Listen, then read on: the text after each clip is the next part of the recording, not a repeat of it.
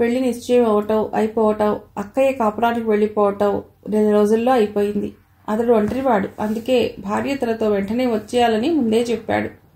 మా వాళ్ళకి కావాల్సింది అదే.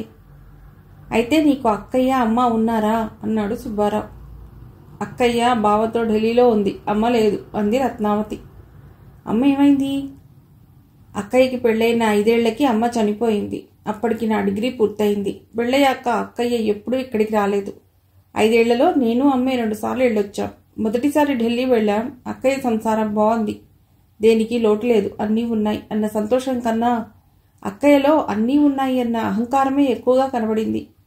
అటువంటి మొండితనం, ధీమా ఆడవాళ్లకి ఒక పరదా లాంటివి, తమని తాము కనుమరుగు చేసుకునే ఆయుధాలు. అక్క, నిజంగా బాగానే ఉన్నావా? పాత విషయాలు మర్చిపోలేక బాధపడుతున్నావా అని మేమిద్దరమే ఉన్నప్పుడు అడిగాను. పాత విషయాలంటే నా దృష్టిలో కాలేజీ కురవాడు. అంత గొప్ప పాత విషయాలే ఉన్నాయే ఇంకా గుర్తు తెచ్చుకు బాధపడటానికి. ఇంకా బాగుండటం అంటావా? బాగున్నట్టే లేఖ అంది.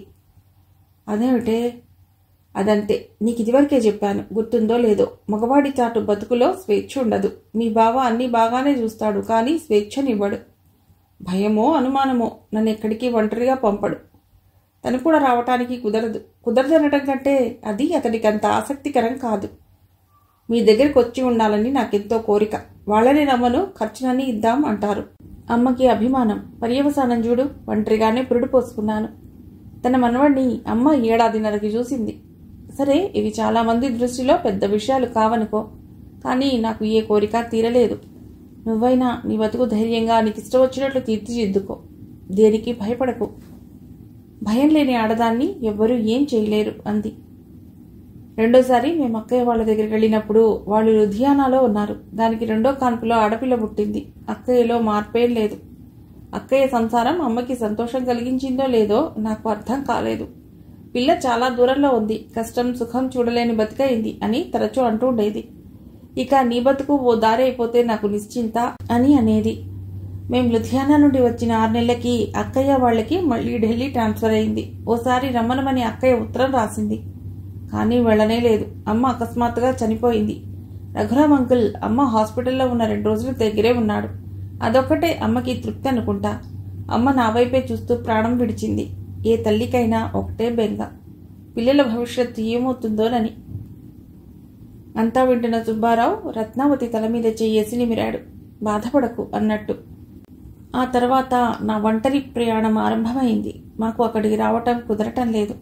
నిన్నే ఢిల్లీ రమ్మంటున్నారు మీ బావ అని అక్క ఉత్తరం రాసింది. నాకు వెళ్ళాలనిపించలేదు. నా బతికేదో నేను బతకాలనిపించింది. అమ్మ అంతిమ సంస్కారాలన్నీ రఘురామ్ అంకులే చేశారు. 15 రోజుల తర్వాత, రత్న, నువ్వు ఇంట్లోనే ఉండు. ఇది నా స్నేహితుడి ఇల్లు. వాడు అమెరికాలో ఉన్నాడు. అద్దెనే కడతాను. నీకు ఇష్టమైతే ఏదైనా ఉద్యోగం చూస్తాను, లేదా ఇంటికి కావలసినవి చూస్తాను. నువ్వేం దిగులు పడకు. ఎటొచ్చి నేను ఇక్కడికి రాలేను. అవసరం ఉంటే నువ్వే షాప్కి రా అన్నాడు.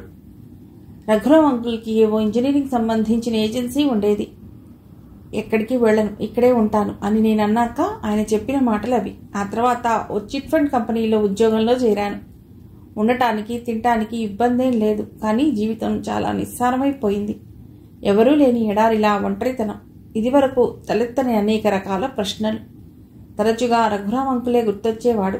మా ఇంటితో ఆయన బంధం ఎలాంటిదైనా, చాలా ఏళ్లు చేసిన సహజీవనం. అదీగాక నాకు తెలిసిన అమ్మ కొంతైనా అలజడి తగ్గి కాస్త ప్రశాంతంగా బతికింది ఆయన సాహచర్యంలోనే. అమ్మకి రఘురామ్ అంకుల్కి పరిచయం ఎలా అయింది? ఇద్దరూ కలిసి బతకటానికి నాంది ఏమిటి? వీటి సమాధానం నాకు తెలియదు. తెలుసుకోవాలని అప్పుడప్పుడు అనిపించినా రఘురామ్ అంకుల్ని ధైర్యం చేసి అడగలేకపోయాను. నాన్నలేని లోటు కొంతవరకు ఆయన వల్లే తీరింది. రోజులు గడుస్తున్నాయి. ఉద్యోగం, వండుకు తినడం, బతకాలి కాబట్టి బతకటంలా గడుపుతున్నాను జీవితం. ఇవి తరచూ భావన. అది కాక ఇంకేముంది జీవితంలో? పెళ్లి, మొగుడు. ఎందుకో నా మనసు అటువైపు ఎంత మాత్రం మొగ్గు చూపలేదు. అమ్మ జీవితం, అక్కయ్య ప్రభావం కాబోలు. అలా ఆడ మగ బంధం అంటే అక్కయ్య చెప్పినట్టు డబ్బు, అధికారం తప్ప మరేం లేదనిపించినా అది పూర్తి నిజం కాదు. వివాహ బంధం వెనుక ఏదో గాఢమైనదేదో ఉంది. లేకపోతే ఇన్ని లక్షల మంది ఆ బంధాన్ని ఎందుకు కోరుకుంటారు అని అనిపించేది. ఆడ మగ సంబంధంలో ఏదో గొప్పతనం ఉంది అనే నా భావన. నా ఈ భావనకి చాలా వరకు ఆలంబన రఘురామ్ అంకులే. ఏడాది తిరిగేలోపు ఆయన బాగా క్షీణించాడు. అమ్మ మరణమే ఆయన్ని కుంగదీసింది. వేరే భార్యా పిల్లలున్నా ఆయన దిగులుగా అయిపోయారు. చివరికి అమెరికాలో ఉన్న కొడుకు దగ్గరికి వెళ్ళిపోయాడు. వెళ్ళిపోతూ నాకిక ఈ ఊళ్ళో ఉండాలని లేదు, మళ్ళీ ఎప్పుడైనా వచ్చినప్పుడు కలుస్తాను, అక్కడికి వెళ్ళాక నా అడ్రస్ తెలియజేస్తాను, జాగ్రత్త అన్నారు. ఆయనకి ఇంకా ఏదేదో నా గురించి, నా బాబు గురించి చెప్పాలనుంది. నాకు ఆయన్ని చాలా చాలా అడగాలనుంది. ఇద్దరం పెదాలు విప్పలేకపోయాం. ఆయన వెళ్ళిపోయాడు. చిట్ ఫండ్ కంపెనీలో ఉద్యోగం, అదే ఇంట్లో జీవితం. మరో 4 నెలలు గడిచింది. చిట్ ఫండ్ కంపెనీ యజమాని అకస్మాత్తుగా చనిపోయాడు. ఆయన పోయాడన్న బాధ కన్నా తమ డబ్బులు ఏమైపోతాయోనని చాలా మంది గొడవ చేశారు. ఆయనకి ఒక్కడే కొడుకు.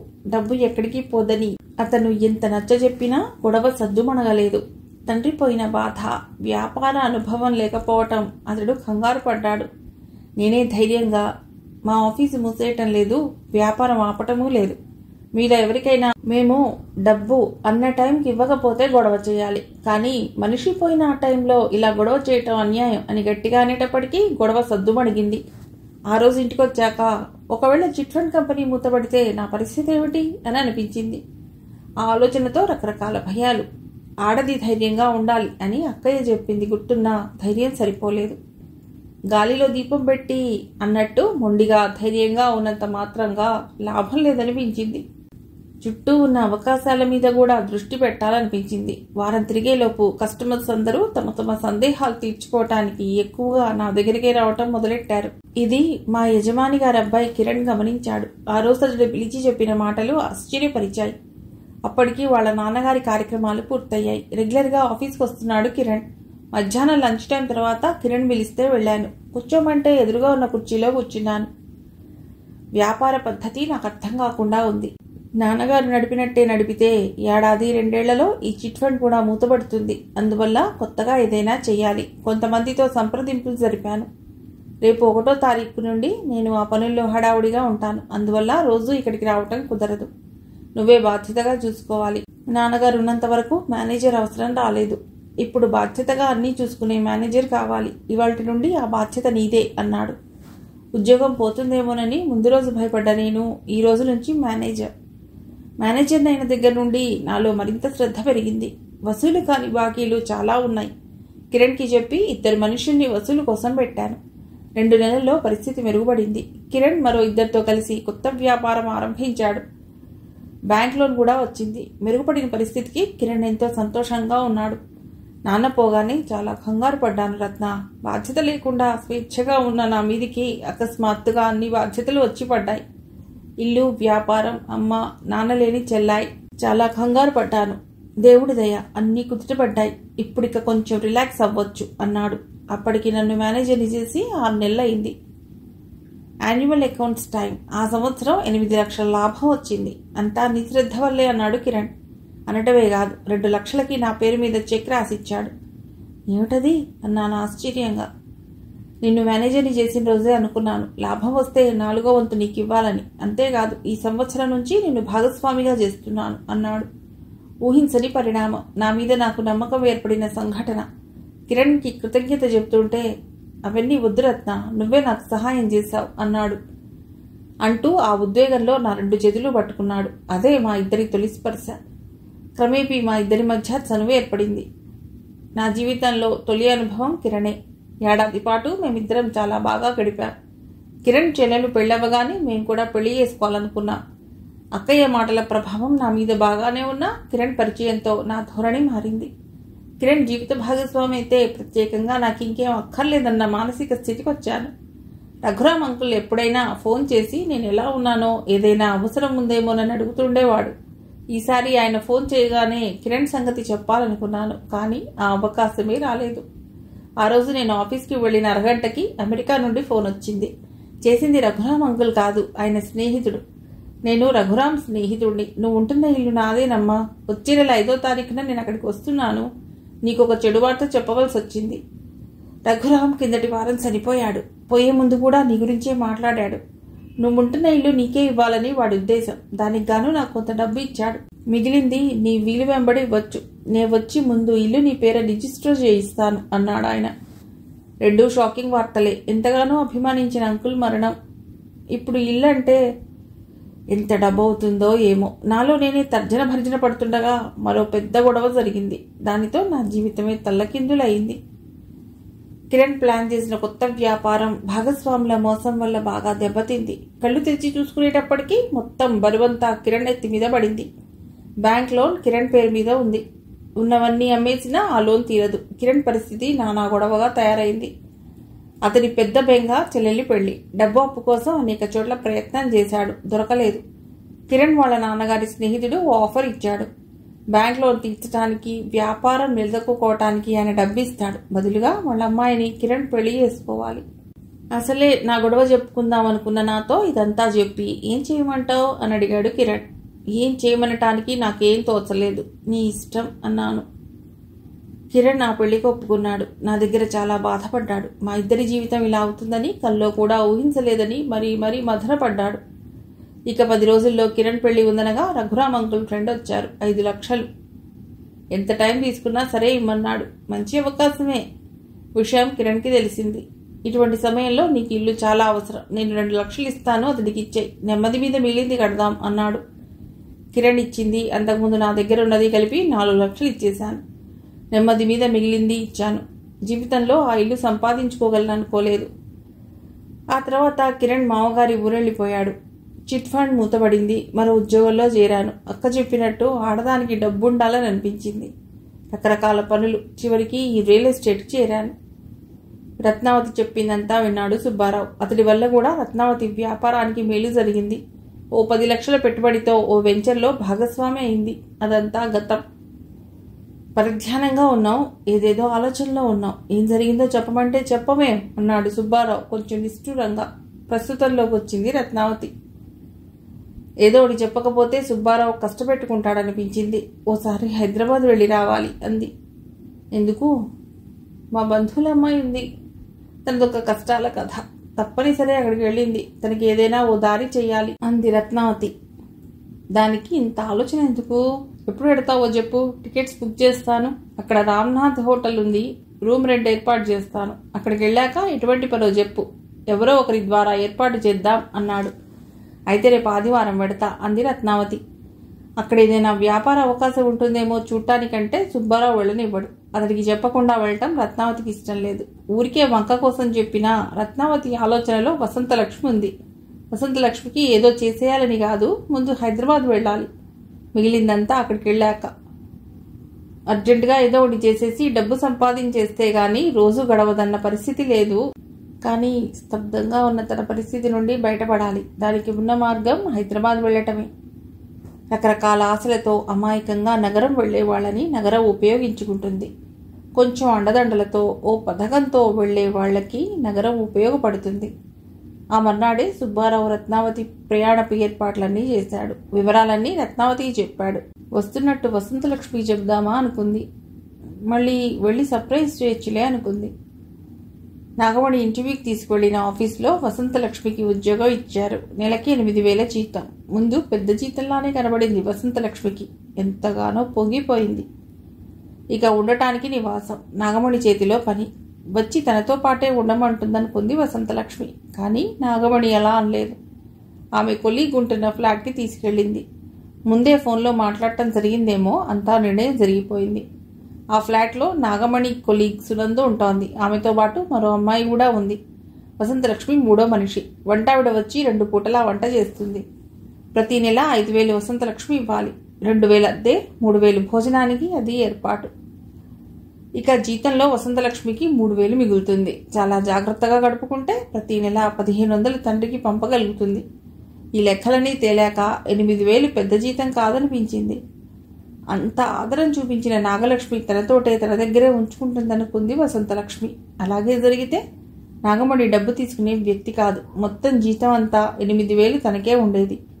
ముందు కొంచెం నిరాశపడినా తర్వాత తనకి తనే సర్ది చెప్పుకుంది వసంతలక్ష్మి.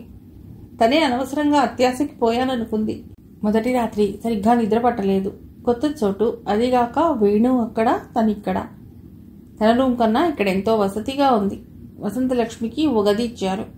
విశాలమైన హాల్, డైనింగ్, వసతిగా ఉన్న వంటిల్లు, బాల్కనీ. నిజానికి కట్టే 15,000 అద్దెలో సమంగా కట్టాలంటే వసంతలక్ష్మి అద్దె 5,000 ఇవ్వాలి.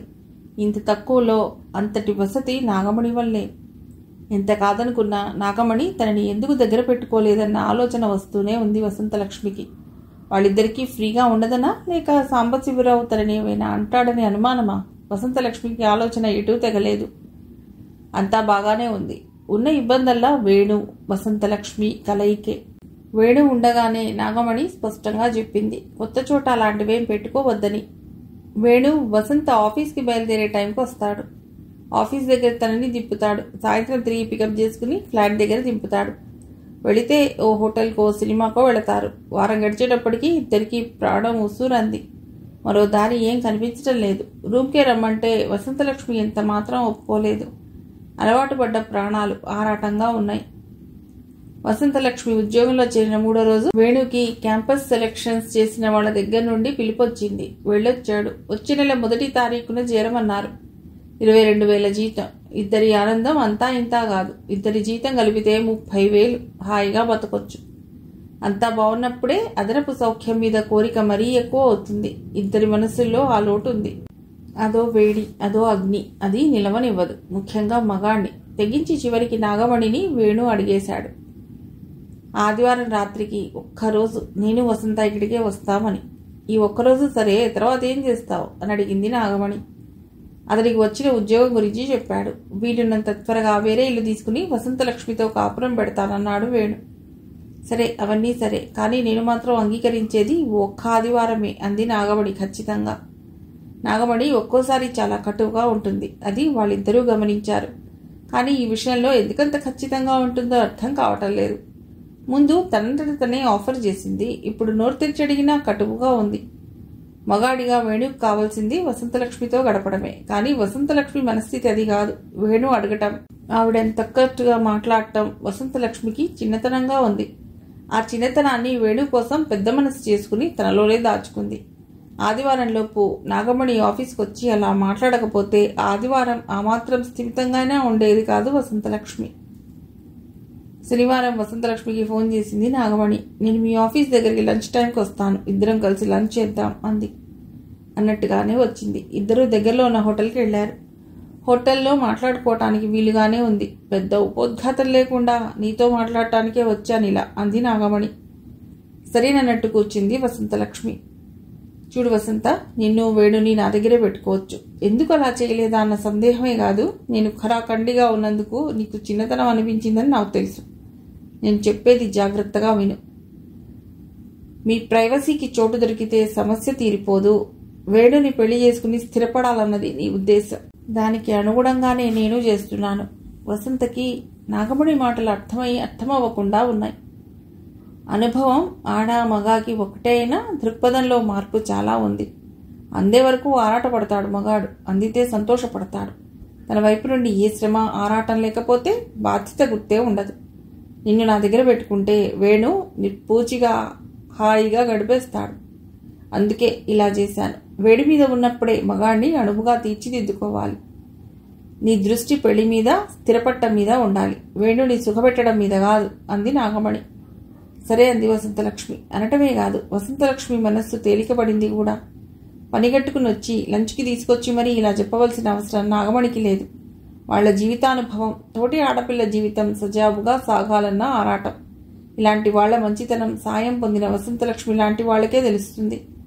మిగిలిన వాళ్ల దృష్టిలో వీళ్లు పెళ్లి పిటాకులు లేకుండా బరితెగించి బతుకుతున్న వాళ్ల కింద లెక్క. మాట అనటం చాలా తేలిక, బతుకులోని నిజం గ్రహించడం కష్టం. దోషం ఇలాంటి వ్యక్తులదేనని చాలా మంది ఉద్దేశం.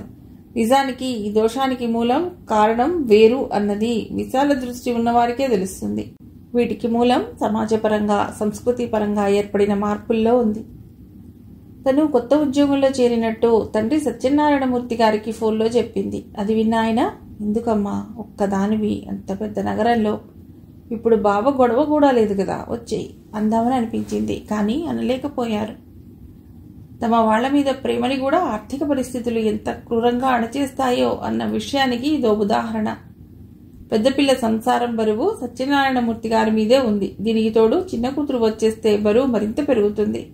అన్నం పెట్టడమే కాదు, పిల్ల భవిష్యత్తు కూడా ఆలోచించాలి. అందుకే ఆయన, సంతోషం అమ్మా, మంచి వార్త చెప్పావు. పాత ఉద్యోగం కన్నా జీతం ఎక్కువ అంటున్నావు, జాగ్రత్తగా ఉండు, మంచి పేరు తెచ్చుకో అన్నారు. ఇదివరకే ఉద్యోగంలో చేరినట్టు వసంత చెప్పింది. ఆయనకు గుర్తుంది. అది అబద్ధమని ఆయనకు తెలియదు. ఇదే కాదు, దూరాన ఉన్న పిల్లలు చెప్పే వాటిలో ఏది అబద్ధమో ఏది నిజమో చాలామంది తల్లిదండ్రులకు తెలియదు. అన్నీ నిజమే అని నమ్ముతారు. ఆ ఆదివారం వసంతలక్ష్మి, వేణు ఏ ఆరాటం లేకుండా నాగమణి ఇంట్లో గడిపారు. ప్రశాంతంగా నిబ్బరంగా సాగిన ఆ రాత్రి అనుభవం సంసారం అంటే ఇంత మధురంగా ఉంటుంది అనిపించింది వసంతలక్ష్మికి, వేణుకి. ఒక్క నెల ఉద్యోగంలో చేరాక ఇంటికెళ్ళి తల్లిదండ్రికి తమ పెళ్లి విషయం చెప్తాడు. వాళ్ళు సరేనంటే సరే, లేదంటే రిజిస్టర్ మ్యారేజ్ చేసుకోవటం అన్నది వేణు ఉద్దేశం. వేణు మనస్సు మంచిది. పెళ్ళయ్యాక కేవలం అతడి జీతంతో సంసారం గడిపి తన జీతం అంతా తండ్రికి పంపేస్తే ఏడాది 2 ఏళ్లలో ఆయన అప్పుల్లోంచి బయటపడతాడు. అది వసంతలక్ష్మి ఊహ. ఊహలు, ఉద్దేశాలు వాస్తవం. ఇదే జీవన వైకుంఠపాళి. ఉంటున్న ఫ్లాట్లోనూ ఉద్యోగం చేస్తున్న ఆఫీస్లోనూ వసంతలక్ష్మికి వాతావరణం అనుకూలంగా ఉంది. ప్రస్తుతమే కాక రాబోయే రోజుల్లో ఆశాజనకంగా ఉన్నాయి. మనసు తేలిగ్గా, ఉత్సాహంగా ఉంది. చుట్టూ ఉన్న వ్యక్తుల్ని, పరిసరాలని మరింత ఆసక్తిగా గమనించగలుగుతోంది. ఆ ఫ్లాట్ అద్దెకి తీసుకుంది సునంద. నాగమణి ఆఫీస్లోనే ఉద్యోగం. 35 ఏళ్లు ఉంటాయి. పెళ్ళై 2 ఏళ్లకే విడాకులు తీసుకుంది. చక్కగా పొందిగ్గా మాట్లాడుతుంది. ఆ ఫ్లాట్లో 3వ వ్యక్తి రాణి. 20 ఏళ్ల వయస్సు. చాలా మోడ్రన్. మాట, భాష, అలంకరణ అంతా నవీనమే. సునంద వసంతలక్ష్మిలాగానే పొద్దున్నే వెళ్లి సాయంత్రానికి వస్తుంది. రాణికి మాత్రం ఓ సమయం లేదు. ఒకరోజు పొద్దున్నే వెళుతుంది, ఓ రోజు అసలు బయటికే వెళ్ళదు. ఏం చేస్తుందో వసంతలక్ష్మికి అంతుపట్టలేదు. గల్లగల్లా మాట్లాడుతుంది రాణి. మంచి నవ్వు మొహం, అద్భుతమైన అందం. రాణి మాట, కలుపుగోలుతనం వసంతకి బాగా నచ్చాయి. దానివల్లే తనేం చేస్తుందో తెలుసుకోవాలన్న ఆసక్తి మరింతగా పెరిగింది. కొద్ది రోజుల పరిచయంలో సూటిగా రాణిని అడగటం మొరటుగా ఉంటుందని నిగ్రహించుకుంది. వేణు వాళ్ల రూమ్లోలా ఇక్కడ బిచ్చలవిడితనం లేదు. ఆడవాళ్ల ముగ్గురిదే ఆ ప్రపంచం. ఇది వసంతలక్ష్మికి ఎంతో హాయిగా ఉంది. ఉన్న ఇబ్బందల్లా వేణుతో మాట్లాడటానికి కూడా బయటికి వెళ్లవలసి వస్తోంది. ఫ్లాట్లోకి మగవాళ్లు రాకూడదన్న నియమం పెట్టింది సునంద. ఈ నియమం తెలిసే నాగమణి తనని ఇక్కడ పెట్టిందేమో అనిపించేటప్పటికీ వేణు ఆత్రం గుర్తొచ్చి నవ్వొచ్చింది వసంతలక్ష్మికి. ఏమిటి, నీలో నువ్వే నవ్వేసుకుంటున్నావు? పరిచయమైన మరుక్షణం నుండి నువ్వు అనే ఏకవచనంలో మాట్లాడుతోంది రాణి. వసంతలక్ష్మి ఏం మాట్లాడలేదు. ఈ వయసులో ఇలాంటి నవ్వులు మనిద్దరికీ ఉంటాయిలే అంది. అప్పటికీ వసంతలక్ష్మి బదులు చెప్పలేదు, నవ్వటం తప్ప. అంత రహస్యం అయితే చెప్పొద్దులే, కానీ ఈ మగవాళ్ళందరూ ఊహల్లో ఉన్నంత గొప్పగా నిజ జీవితంలో ఉండరు. అది మాత్రం మర్చిపోకు అని బయటికి వెళ్ళింది రాణి. రూమ్లో వసంత ఒక్కతే ఉంది. ఆఫీస్కి వెళ్ళటానికి ఓ అరగంట టైం ఉంది. వేణు వస్తాడు. కిందికి రాగానే ఫోన్ చేస్తాడు. రత్నావతి పంపిన మొబైల్ చాలా ఉపయోగంగా ఉంది. తన మనసులో ఎవరున్నారో, వేణు ఎలాంటివాడో రాణికి తెలియదు. అయినా మగవాడంటే సందేహం. రాణికే కాదు, చాలా మందికి మగవాళ్ల మీద నమ్మకం లేదు. కానీ వేణుని సందేహించవలసిన పని లేదు. ఊరు నుండి తను వచ్చిన దగ్గర నుంచి అతడు తనని అంటిపెట్టుకునే ఉన్నాడు. నిర్భయంగా, బాహాటంగా తనతో గడుపుతున్నాడు. అతడి మాటలో, చేతలో ఎక్కడా సందేహం లేదు. తన జీవితంలో ఇప్పుడే మగ అనుభవం. అక్కయ్యకి పెళ్ళయ్యాకే ఆ అనుభవం. అమ్మ వాళ్ళ కాలంలో ఎలా ఉండేదో. ఇప్పుడు 8వ తరగతికి వచ్చిన దగ్గర నుండి చాలా మందికి బాయ్ ఫ్రెండ్స్, సినిమాలు, ఇలా ఒకదాని వెంట ఒకటి ఆలోచన సాగుతూనే ఉంది వసంతకి. దేనికి స్థిరమైన ప్రాతిపదిక లేదు. గందరగోళంగా ఉన్న జనజీవితంలో, కలగాపులగంగా మారిన విలువల్లో చాలామంది పరిస్థితి ఇంతే. అన్నీ సవ్యంగా సాగితే జీవితం బాగుంటుంది. ఏ చిన్న కుదుపు, దెబ్బ తగిలినా చితికిపోతుంది. వేణు రూమ్లో ఉన్నంత అలజడి, కొత్త ఈ ఫ్లాట్లో లేవు వసంతకి. కొత్త వాటికి అలవాటు పడుతుండడం కారణమా, లేదా మానసికంగా ఏర్పడిన ధైర్యం కారణమా స్పష్టంగా వసంతకి తెలియదు. హాస్పిటల్ గేట్ ఎదురుగా రోడ్డుకి అటువైపు ఉంది హోటల్. తనకి, భర్తకి కావలసినవి అక్కడి నుంచే తెస్తుంది శారద. సాయంత్రం టీ కావాలని శేష్ అడిగితే బయటికి వచ్చింది. రోడ్డంతా ఒకటే జనం. ఎక్కువ మంది ఆడవాళ్లే ఉన్నారు.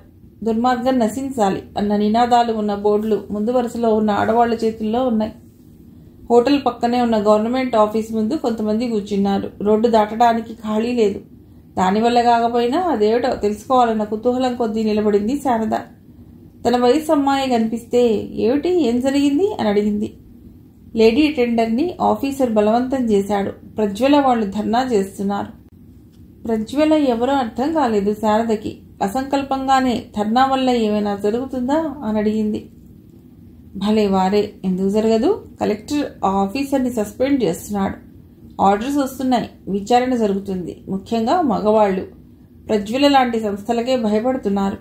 మనం ఆడవాళ్లం ఊరుకోకూడదు, గొంతు విప్పి నిరసన తెలపాలి అంటూ ప్రజ్వల సంస్థ గురించి, దాని సెక్రటరీ సత్యవతి గారి గురించి వివరాలు చెప్పింది. అంతేకాదు ఓ కరపత్రం ఇచ్చి ఇందులో అన్ని వివరాలు ఉన్నాయి. మన వాళ్ళకి ఎవ్వరికి ఏ కష్టం వచ్చినా ఈ ఫోన్ నంబర్కి ఫోన్ చేయండి, ఆ తర్వాత అంతా ప్రజ్వల చూసుకుంటుంది అంది. ఆ కరపత్రం అప్పటికప్పుడే చదివింది శారద. చదివి తన దగ్గర జాగ్రత్త పెట్టుకుంది. కొంచెం రద్దీ తగ్గాక హోటల్కి వెళ్ళి టీ తీసుకుంది. శారద తిరిగి వచ్చేటప్పటికీ అసహనంగా ఎదురు చూస్తున్నాడు శేషు. ఇంతసేపు ఏం చేస్తున్నావు అన్నాడు వికారంగా మొహం పెట్టి. శారద జవాబు చెప్పలేదు. ఈ మధ్య భర్తతో సంభాషణ చాలా వరకు తగ్గించింది. మాట్లాడిన కొద్దీ పేచీ పెంచుతున్నాడు శేషు. మంచం మించి లేవలేని స్థితిలో ఉన్నాడు. రూపాయి సంపాదించి ఏనాడు తనని పిల్లాడిని చూసింది లేదు. అయినా అహంకారం తగ్గలేదు. ఏం చూసుకుని అనిపించింది శారదకి. భర్త అన్న అధికారం, పిల్లాడున్నాడు, అందుకు భార్య నోరెత్తకుండా పడి ఉంటుంది అన్న ధీమా. శారద ఆలోచన ఇలా సాగుతుండగా అటెండర్ వచ్చి వెకిలిగా నవ్వాడు. అసహ్యం వేసింది శారదకి. ఆ రాత్రే శారద బాత్రూంకి వెళ్ళొస్తుంటే ఎదురుగా వచ్చి అడ్డంగా నిలబడి, మీ ఆయన కొంచెం మెరుగేనా అన్నాడు. ఆ పరామర్శ బాత్రూం దగ్గర అక్కర్లేదు. శారదకి ఎక్కడలేని మొండితనం వచ్చింది. చూడు, ఇప్పటి వరకు నా ఇష్టం చూసి మారతావనుకున్నాను. ఇవాళ సాయంత్రం హాస్పిటల్ ముందు ధర్నా జరిగింది, చూసావో లేదో? ఆ ప్రజ్వల సంస్థ సెక్రటరీ సత్యవతి మా పెద్దమ్మగారు అమ్మాయి. నువ్వు ఈ పిచ్చి వేషాలు మానకపోతే రేపే మన హాస్పిటల్ ముందు ధర్నా జరుగుతుంది, జాగ్రత్త అని వచ్చేసింది శారద. స్విచ్ ఆఫ్ చేసినట్టు అటెండర్ పిచ్చి వ్యవహారం ఆగిపోయింది. ఏ ఎమ్మెల్యేనో ఎంపీనో మా బంధువు అంటే నమ్మేవాడు కాదేమో, కానీ ఇటువంటి సంస్థలంటే చచ్చే భయం. అటెండర్ గొడవ తగ్గాక శారదకి కొంచెం ధైర్యం వచ్చింది. అన్నింటినీ మౌనంగా ఆడది భరించే రోజులు కావివి అనిపించింది. శేషు 2 రోజులుగా పోరు పెడుతున్నాడు. మీ నాన్నని తొందరగా రమ్మని ఫోన్ చేయి, నాకు ఈ హాస్పిటల్ బోర్గా ఉంది, మీ ఇంటికి వెళదాం, ఈ వైద్యమేదో అక్కడే చేయించుకోవచ్చు అని. ఒక్కసారి అలా చేస్తే ఏడాది పాటు తండ్రి మీద మొత్తం భారం పడుతుంది. దానికి తోడు శేషు రకరకాలుగా ఏడిపించుకు తింటాడు. ఎట్టి పరిస్థితుల్లోనూ అది జరగనివ్వకూడదని నిశ్చయానికి వచ్చింది శారద. శేషు కోరుకుంటున్నట్టు తండ్రి తొందరగా కాదు, ఆలస్యంగా వస్తేనే మంచిది. కొన్ని రోజులు గడిచినట్టే, కానీ పిల్లాడు గుర్తొస్తున్నాడు శారదకి. ఎప్పుడూ ఇన్నాళ్లు వదిలి ఉండలేదు. బెంగపెట్టుకున్నాడేమో, అమ్మని ఏడిపిస్తున్నాడేమో. అటెండర్ బాధ వదిలితే మరో బాధ, పిల్లాడి బెంగ. కానీ ఈ గోలేం లేదు శేషుకి. కోలుకుంటున్న కొద్దీ అదితే ఇదితే అని శారదని చంపు తింటున్నాడు. చేతిలో డబ్బులైపోతున్నాయి. పిల్లవాడి కోసం, డబ్బు కోసమైనా తండ్రి రాక తప్పదు. ఆయన వచ్చేటప్పటికి ఏదో ఒకటి నిశ్చయించుకోవాలి. శేషుతో ఉండటమా, వదిలి వెళ్లటమా? చేసిన పని విజయవంతమైతే ఎవరికైనా కొంత ధీమా వస్తుంది. ఆడింది అబద్ధమైనా అటెండర్ గొడవ వదిలేటప్పటికీ శారదకి ధీమా వచ్చింది. అన్నాళ్లుగా హాస్పిటల్లో ఉంటున్న పక్క వాళ్ళని పెద్దగా పట్టించుకోలేదు శారద. మనసు కొంచెం తెరిపిన పడ్డాక వాళ్లతో కబుర్లు కలిశాయి. పక్క బెడ్ మీద ఉన్న ఆయన పరిస్థితి బాగోలేదు. ఆపరేషన్ చేసి 20 రోజులైంది. కుట్లు మానటం లేదు. ఆ ఊరి వాళ్లే. ఆవిడ మిషన్ కుడుతుంది. టైలరింగ్ తోటే జబ్బు పడ్డ భర్తని చూసుకోగలుగుతోంది. శారద విషయం తెలిసి ధైర్యం చెప్పింది. ఆడంబరంగా బతకాలంటే కష్టం, కానీ ఏ కల్లో గంజో తాగి బతకాలంటే ఏ కష్టం చేసుకున్నా గడిచిపోతుంది అని ఎందరెందరి సంగతో చెప్పింది. శారదకి మిషన్ కుట్టడం వచ్చు. తండ్రి దగ్గరే ఉంది మిషన్. పక్కావిడ ధైర్యం చెప్పటం వల్ల ఓ నిర్ణయానికి వచ్చింది. తండ్రి రాగానే శేషు ఎదురుగానే మాట్లాడి తన సమస్యకి ఓ పరిష్కారం చూడాలని ఎదురుచూస్తోంది. చేతిలో తగినంత డబ్బు శారద దగ్గర లేదని తెలుసు. తన డబ్బు తీసుకెళ్లకపోతే కూతురు ఇబ్బంది పడుతుందని సత్యనారాయణమూర్తి గారికి తెలుసు. వెసులుబాటు కోసం చూస్తున్నారు. కుర్రవాడు కూడా తల్లి మీద బెంగ పెట్టుకున్నాడు.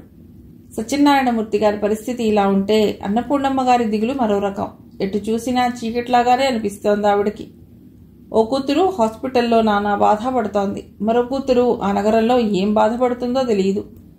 భర్త త్వరలో రిటైర్ అవుతాడు. చుట్టూ అప్పులు, ప్రతినిత్యం చాకరీ, తల్లి మీద బెంగ పెట్టుకుని మారాం చేస్తున్న పసివాడు. లేని శక్తిని కూడా తీసుకుని గుండె రాయి చేసుకుని రోజులు గడుపుతోంది ఆవిడ. డబ్బున్న కుటుంబం అయితే చుట్టుపక్కల వాళ్లలో ఎవరో ఒకళ్ళు నిత్యం పలుకరిస్తారు. అదే పేదరికంతో మగ్గుతుంటే పలుకరించేవాళ్లు కరువే. ఎవరి పలకరింపు లేని భయంకర ఒంటరితనం అనుభవిస్తున్నారు సత్యనారాయణమూర్తి గారు, అన్నపూర్ణమ్మ గారు. ఆ భార్యాభర్తల మధ్య మాటలు కరువయ్యాయి. భర్తని ఏదైనా అడగాలంటే ఆవిడకి జంకు, భార్యతో ఏదైనా పంచుకోవాలంటే ఆయనకు అనాసక్తి. 10 మంది తెలుసున్న వాళ్ళని అడగ్గా 500 అప్పు దొరికింది సత్యనారాయణమూర్తి గారికి. అదే సాయంత్రం భార్య పిల్లవాడితో సహా ఏలూరు ప్రయాణమయ్యారు. భార్యని తీసుకువెళ్లటం ధర్మంగా తోచింది ఆయనకి. అందుకని అదనపు ఖర్చు అనుకోలేదు. వీళ్ళని చూసి శేషు, అమ్మయ్య వచ్చారా, ఎప్పుడో వస్తారనుకున్నాను అన్నాడు. చేతిలో పైకం సర్దుబాటు కావాలిగా అన్నారు మూర్తిగారు. అందుకే నేను చెప్పేది వినమంటున్నాను. ఆ ఇల్లు అమ్మేస్తే అన్ని బాధలు తీరుతాయి అన్నాడు శేషు. ఇంకా వీడికి బుద్ధి రాలేదు అనుకున్నారు సత్యనారాయణమూర్తి గారు. కోపంగా ఓసారి భర్త వైపు చూసింది శారద. భార్య అలా చూడటం అనుభవంలో లేదు శేషుకి. ఆశ్చర్యంగా శారద వైపే చూస్తున్నాడు. శారద సూటిగా అతడే చూస్తూ, హాస్పిటల్లో గొడవ అవ్వటం బాగుండదు. నేను చెప్పేది జాగ్రత్తగా వినండి. ఇక ముందు నేను చెప్పినట్టు మీరు వింటేనే నేను మీతో ఉంటాను. లేదంటే నా దారి నాది, మీ దారి మీది. పిల్లవాడిని నేను వదలలేనని మీ ధీమా. అందుకే మీరు చెప్పినట్లల్లా మేము ఆడతామని మీ నమ్మకం. పిల్లాడు కావాలని మీరన్నా నాకు అభ్యంతరం లేదు. కానీ ఇలా మమ్మల్ని కాల్చుకు తినటానికి ఇంత మాత్రం ఒప్పుకోను అంది. అయ్యో, పిల్లాడిని ఎలా వదులుతామే, నీకేమైనా మతిపోయిందా అంది అన్నపూర్ణమ్మ గారు మనవణ్ణి మరింత దగ్గరికి తీసుకుంటూ. శేషు, సత్యనారాయణమూర్తి గారు ఆశ్చర్యం నుంచి తేరుకోలేదు. శారద అలా మాట్లాడుతుందని, మాట్లాడగలదని వాళ్ళిద్దరూ ఎప్పుడూ అనుకోలేదు. మరో విషయం, హాస్పిటల్ నుంచి మీరు డిశ్చార్జ్ అయ్యాక మనం మా నాన్న వాళ్ళ ఇంటికి వెళ్ళాం. ఇక్కడే మన కాపురం. ఏ కాయ కష్టమో చేసి బతకవలసిందే గాని మా నాన్నని పీక్కు తినడానికి వీల్లేదు. ఈ కుంటికాళ్ళు కుంటి చేత్తో నేనేం చేయగలనే, నీకు పూర్తిగా మతిపోయింది అన్నాడు శేషు. అతడి గొంతులో ఇదివరకటి పొగరు లేదు. నాకేం మతిపోలేదు, వచ్చింది. కాలు చెయ్యి బాగున్నా మీరు చేసేదేముంది, సంసారాన్ని నేను చూసుకోగలను. శేషుకి నోటి చివరిదాకా బూతుమాట వచ్చింది. నీవు ఎవడి దగ్గర అనబోయి బలవంతంగా ఆపుకున్నాడు. శారద పద్ధతి చూస్తే అతడికి తను నోరు జారకపోవటమే మంచిదనిపించింది. ఆఖరస్త్రంగా, అయితే పిల్లవాడిని నాకిచ్చేసి మీ వాళ్లతో వెళ్ళిపో. వంశోద్ధారకుడిని వదులుకునే చేతగాని వాణ్ణి కాదు అన్నాడు. అన్నపూర్ణమ్మ గారు, మూర్తిగారు ఆందోళనగా చూస్తున్నారు. మిమ్మల్ని వదిలేసిన నేను అమ్మా నాన్నతో వెళ్ళను. వాళ్ళకి మన బరువు తగ్గించాలనే ఇదంతా. మీరన్నట్టు పిల్లవాడిని మీకు ఇలా ఇవ్వను. విడాకులకు అప్లై చేస్తా. కోర్టు నిర్ణయించాక పిల్లవాడి విషయం తేలుతుంది. ఈ స్థితిలో ఉన్న మీ దగ్గర పిల్లవాడిని ఎవరూ ఉంచమనరు. నిజమే, తనకి సంపాదన లేదు. కోర్టుకెళ్ళినా పిల్లాడు తనకు దక్కకపోవచ్చు. అయినా తనకి పిల్లవాడు కావాలని కాదు. గబగబా సాగుతోంది శేషు ఆలోచన. ఏమంటానికి తోచడం లేదు. చివరికి, సరే నీ మాట వింటాను, కానీ మనం మీ వాళ్ళ దగ్గరే ఉందాం. నువ్వు మాత్రం ఏం కష్టపడతావు అన్నాడు కొంచెం నెమ్మదిగా. నా మాట వినటం అంటే ఇది కాదు. నేను స్పష్టంగా చెప్తున్నాను. మన బరువు మనమే మోయాలి, మా నాన్న కాదు అంది శారద. అయ్యో అయ్యో, అదేం పట్టదులే అంది అన్నపూర్ణమ్మగారు. అయినా శారద చలించలేదు. తెచ్చిన డబ్బు శారద చేతికిచ్చి, జాగ్రత్తమ్మా అన్నారు సత్యనారాయణమూర్తి గారు బయలుదేరే ముందు. అన్నపూర్ణమ్మగారు మనవణ్ణి వదల్లేక వదిలింది. మీరేం బెంగపెట్టుకోకండి నాన్న. నాకన్నా ఇబ్బందులు పడుతున్న చాలా మందిని ఈ హాస్పిటల్లో చూస్తున్నాను అంది శారద. మరీ మొండిగా ఉండకు. ఏ అవసరం ఉన్నా తెలియజేయి. హాస్పిటల్లో ఉన్నంత వరకు వేరే ఆలోచన వద్దు. వచ్చే ఆదివారం మళ్ళీ డబ్బు తెస్తాను. నా మాట కాదనకు అన్నారు సత్యనారాయణమూర్తి గారు. శారద ఇంకేం మాట్లాడలేదు. భారంగానే ఆ భార్యాభర్తలు బయలుదేరారు. రైల్వే స్టేషన్లో రత్నావతి దిగేటప్పటికే కార్ రెడీగా ఉంది. ఫోన్లో కార్ నంబర్, రంగు చెప్పాడు రామ్నాథ్. కారెక్కి తిన్నగా లాడ్జికి వచ్చింది. లాడ్జ్ అంటే చిన్నదేమో అనుకుంది, కానీ 3 స్టార్ హోటల్ అది. రూమ్ చేరిన 10 నిమిషాలకే రామ్నాథ్ ఫోన్ చేశాడు. 1 గంట తర్వాత వచ్చి కలుస్తానని చెప్పాడు. 1-2 సార్లు హైదరాబాద్ వచ్చినా అంత పెద్ద హోటల్లో ఎప్పుడూ ఉండలేదు రత్నావతి. అంతా కొత్తగా ఉన్నా కంగారు పడలేదు. హోటల్ యజమాని తెలుసునన్న ధీమా. తీరుబడిగా స్నానాధికాలు ముగించి డ్రెస్ అయి కూర్చుంది. కాఫీ తెప్పించుకు తాగింది. ఏం చేయాలో, హైదరాబాద్ ఎందుకు వచ్చిందో ఓ ప్రణాళిక లేదు. రావటం అయితే వచ్చింది. వసంతలక్ష్మికి ఫోన్ చేసి ఇలా వచ్చానని చెప్తే అనుకుంది. ముందు రామ్నాథ్తో మాట్లాడాక తర్వాత కార్యక్రమం ఆలోచించవచ్చని నిర్ణయించుకుంది. చెప్పినట్లుగానే వచ్చాడు రామ్నాథ్. 6 అడుగుల మనిషి, చమన ఛాయ. కొంచెం మరటుగా ఉన్నా మర్యాదగానే ప్రవర్తిస్తున్నాడు. పూర్తి తెల్ల డ్రెస్, తెల్ల ప్యాంట్, తెల్ల షర్ట్, చేతికి బరువైన బ్రేస్లెట్. ఎవరూ నిర్దేశించని డ్రెస్ కోడ్ అది హైదరాబాద్లో చాలామందికి.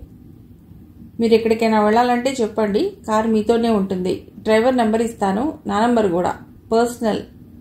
ఈ స్క్రిబ్లింగ్ ప్యాడ్ మీద రాస్తున్నాను. ఇక్కడ మీకేం పనున్నా నిర్భ్యంతరంగా చెప్పండి. సుబ్బారావు మిమ్మల్ని జాగ్రత్తగా చూసుకోమని 10 సార్లు చెప్పాడు అన్నాడు నవ్వుతూ రామ్నాథ్.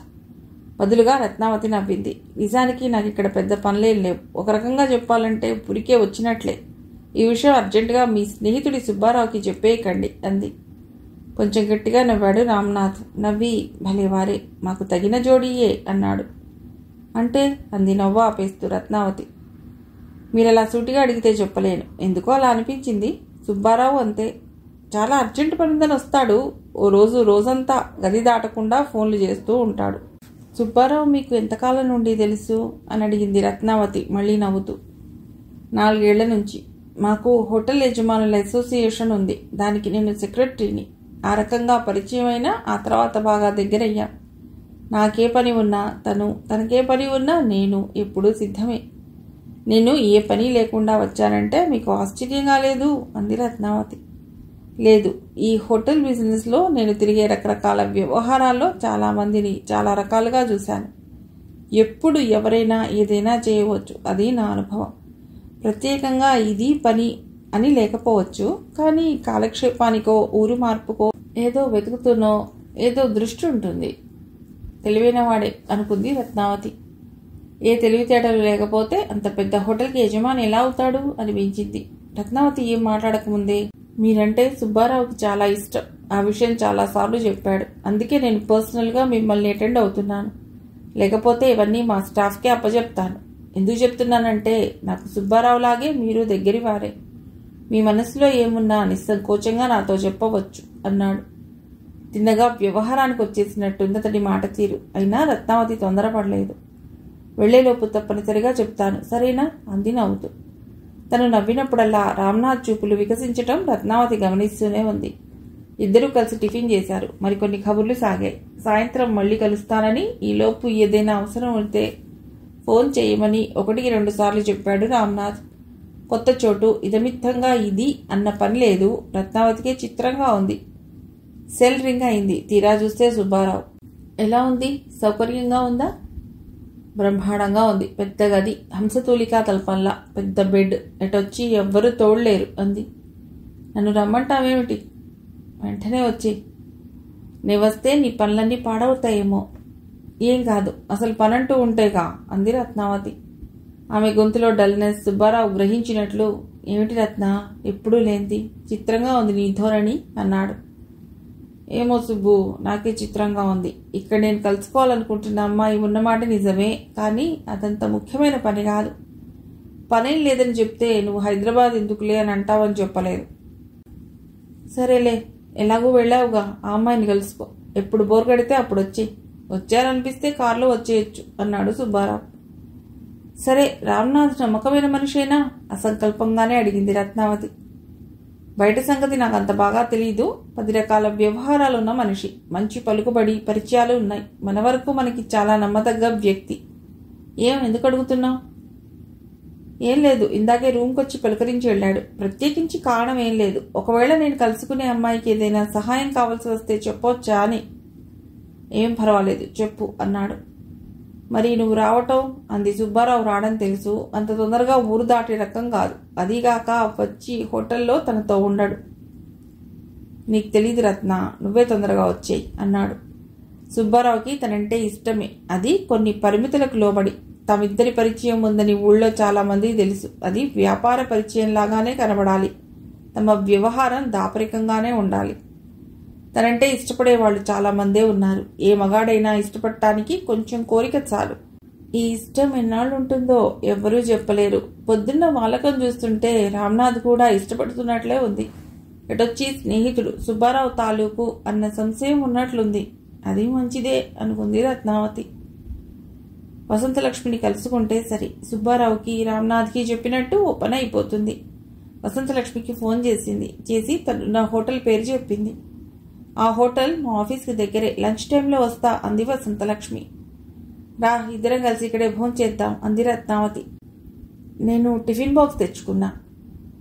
తెస్తే తెచ్చావులే రా, అది ఎవరికైనా మీ ఆఫీస్లో ఇచ్చేయి అంది.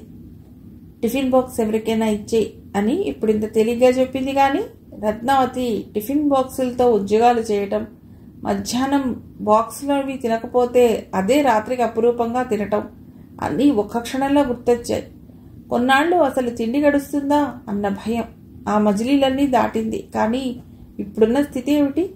ఇదో త్రిశంకు స్వర్గం, ఎటూ తేల్చుకోలేని స్థితి.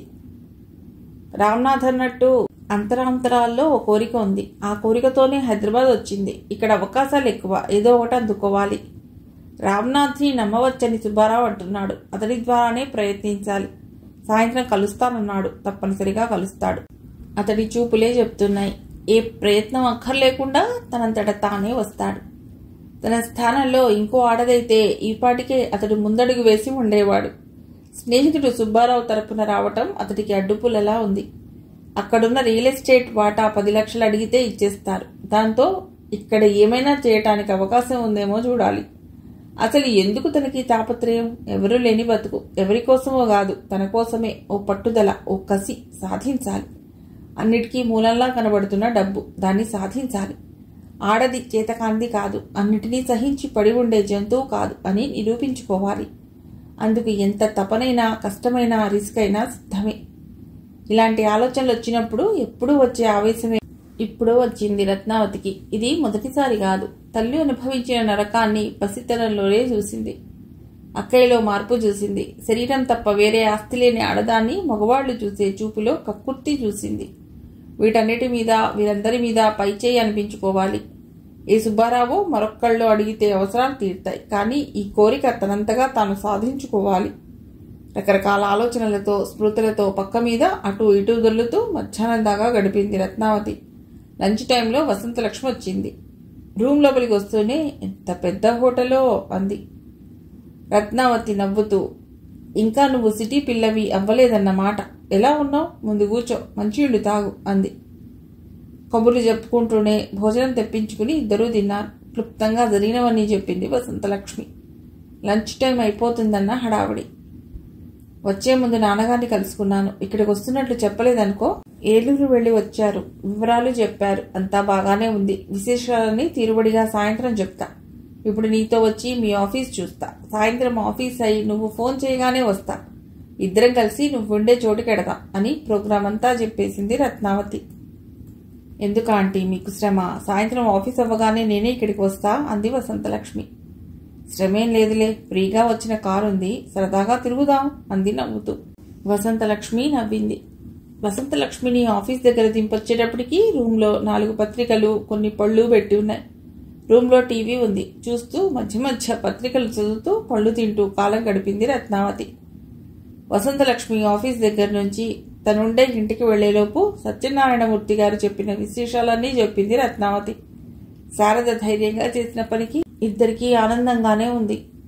చిన్న సంఘటన చాలు లక్ష్మి, మన ఆలోచనలో మార్పు రావటానికి. ఆలోచన మారితే బతుకు మారుతుంది. వాళ్ల సంసారం వాళ్లే నడుపుకోవాలన్న ఆలోచన మీ అక్కయ్యకి రావటం గొప్ప విశేషం అంది రత్నావతి. వీళ్ళిద్దరూ ఇల్లు చేరేటప్పటికీ రాణి ఉంది. సునంద ఇంకా ఆఫీస్ నుంచి రాలేదు.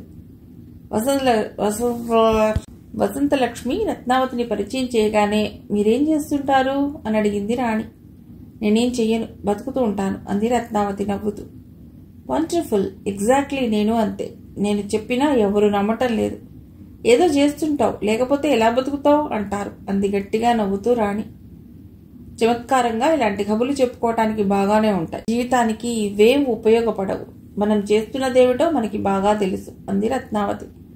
రాణి నవ్వు ఆగిపోయింది. మరో 10 నిమిషాలకి సునంద వచ్చింది. పరిచయం అయ్యాక వసంతలక్ష్మి మంచి చెడ్డలు చూస్తుండమని చెప్పి రత్నావతి బయలుదేరటానికి లేచింది. వసంతలక్ష్మి రత్నావతితో పాటు వచ్చింది.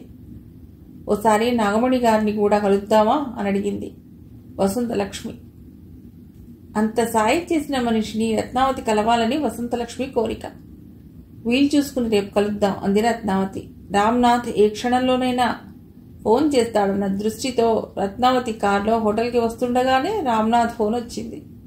10 నిమిషాల్లో హోటల్ చేరుతానని చెప్పింది.